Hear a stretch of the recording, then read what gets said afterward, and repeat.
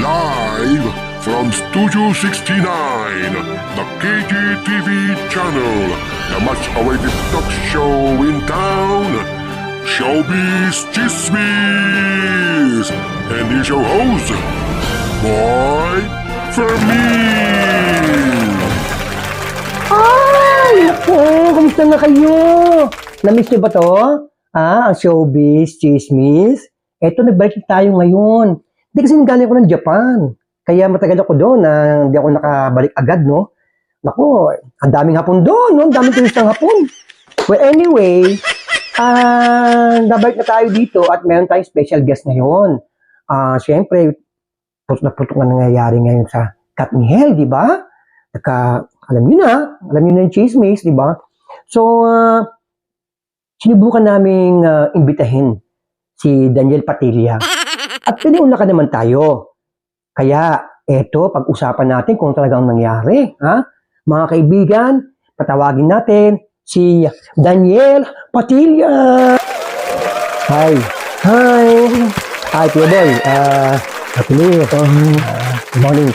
Sa mga nanonood, buti naman nandito kayong lahat ngayon.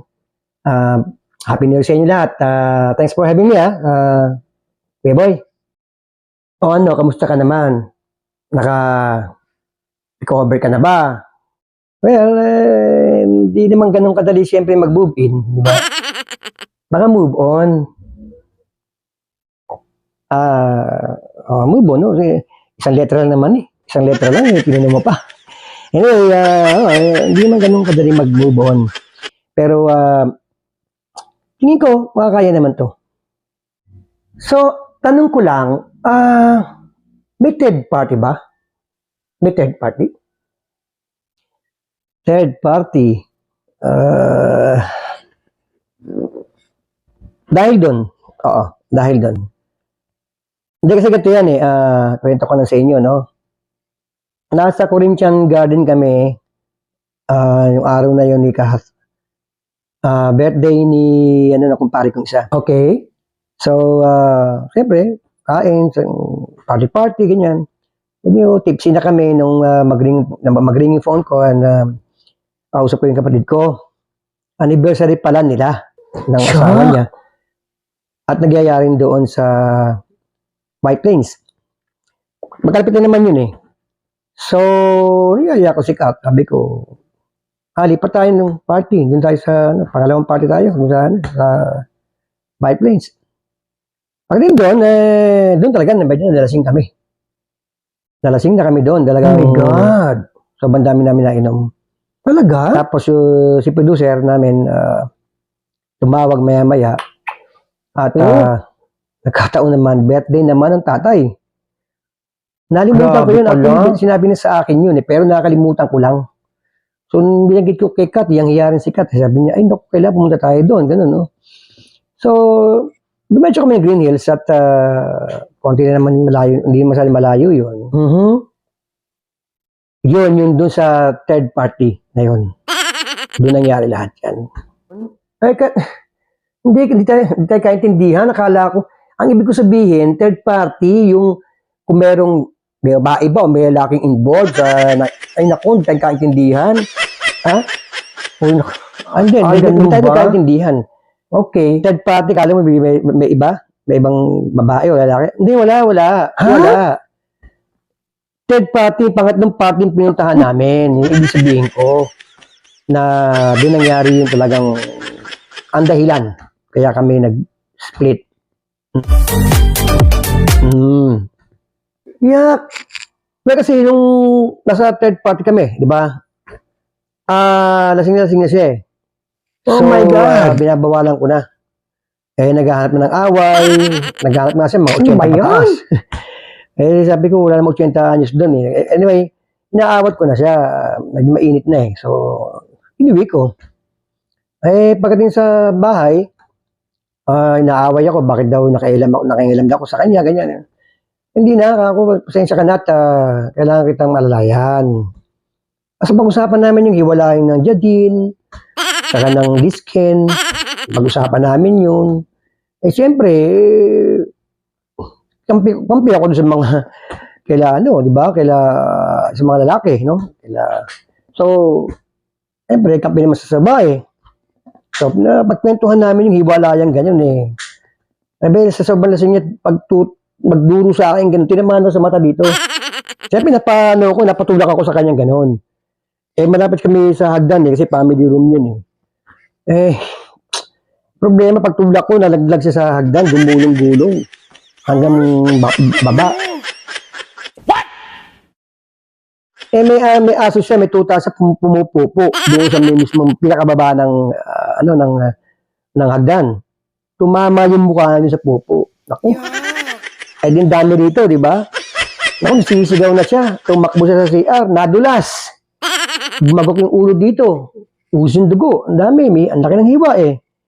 So, siyempre, dali rin naman ganyan. Pati mga kasambahay doon, mga kasamahan namin sa bahay, tulong-tulong kami. Tinabig niya kami ngayon. Tumakbo ngayon siya sa CR. Pagdating sa CR ngayon, naumpog doon sa may, pinakapader na ganyan, pagbukas niya, siyempre, may pupo dito eh, hindi nakita, tumama dito, laki ng biyak. So, biyak din niya, tinahirin niya eh. So, pagdating sa may basin, yung binuksan niya yung faucet, pag yung kunyang gawin hinamo sa, tumama na naman yung muka, dito, tumama naman dito sa may yung pinakaulo ng faucet. Oo, kaya, ako, ang dami niyang tama talaga. So, hindi mo makikilala pag nakita mo yung mukha niya. Hindi mo makikilala. Lahat kami nandun, hindi namin siya nakilala. Tatanong namin sa kaya, kat, gumagano kami, hindi mo talaga makikilala. Nagpakita lang ng ID. Nagpakita siya ng ID, tingin namin, sikat nga. Sikat o. Kaya lang namin siya nakilala. Gago! So, yun, ginawa ko, medyo ginabagawin namin, tayo sa hospital. Pagdating sa sasakyan, ini-stop yung sasakyan na ganyan. Ayaw start. Bumba ako. Bumba din siya. Sabi niya, ano ba, bilisan mo na, yung dugo, bumutulo yung dugo niya kasi. Eh, sabi ko, sandali lang, ayaw start eh. Ayun pala, maliwag yung terminal sa baterya. So, inipit akong ganyan. Bilisan mo, sabi sa akin, gano'n. Kasi pagka madali yung ganyan, binaksak ko yung hood. Nandun pala yung kamay niya, naiipit naman yung kamay. Ipit yung kamay, maga eh. So yun, binsa ko ulit, tapos yun, sinakay namin. Takbo na kami sa ospital. Anong ospital? Sa Loyola Memorial Hospital. Bago yan ha? Mabilis. Lapit lang yun eh. So pag sa ospital na ganyan, lumabas yung stretcher, mga emergency siyempre, pinagdas siya ng ganyan, nabitawan naman ng nabitawan ng bago, tatanga yung attendant dun eh.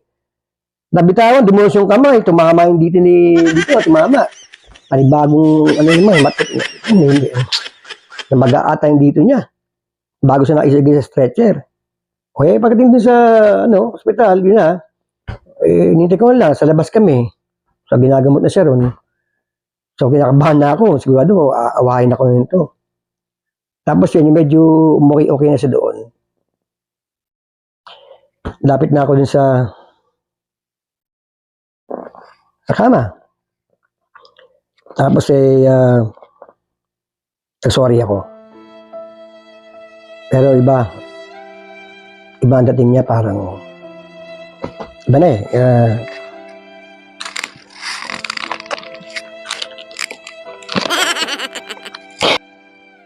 Teka, bakit umiiyak ka pero pinapatak mo din sa may tongue wrapper na yan?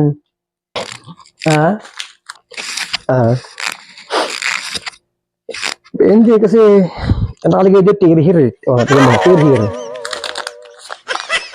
Oo nga. Oo nga, Oo, sige, okay. Diba?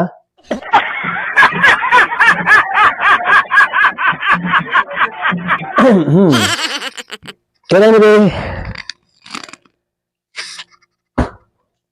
nakalabas naman, hospital siya nung gabi rin na yun, tapos kinabukasan napunta ako sa bahay nila. Ayun na.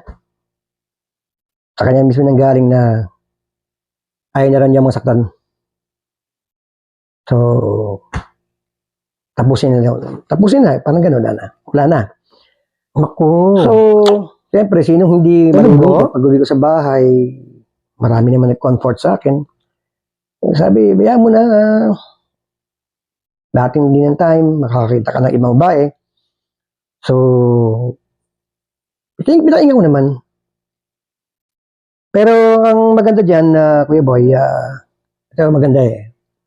Tamang mga kasamahan ko sa bahay. Mas maganda pa nga yung non-showbiz ang gawin mong, maghanapin mong girlfriend, no? O, mapasawa, ganyan. Kaya, tuwa naman ako at meron akong girlfriend na ngayon. Non-showbiz siya. Non-showbiz. Opo, non-showbiz talaga siya. Isasama ko sana dito pero nahihiya eh. Mahihiyain kasi yun. Tsaka ang dami niyang labada. Sa labandera namin. Labandera? Labandera? Oh, bakit? Anong sumasama labandera? Mabait yun. Tsaka, ay, maganda naman siya. Pag nakita mo naman, Kuya Boy. Oo, marami siyang labada lang ngayon. Kaya hindi nakasama.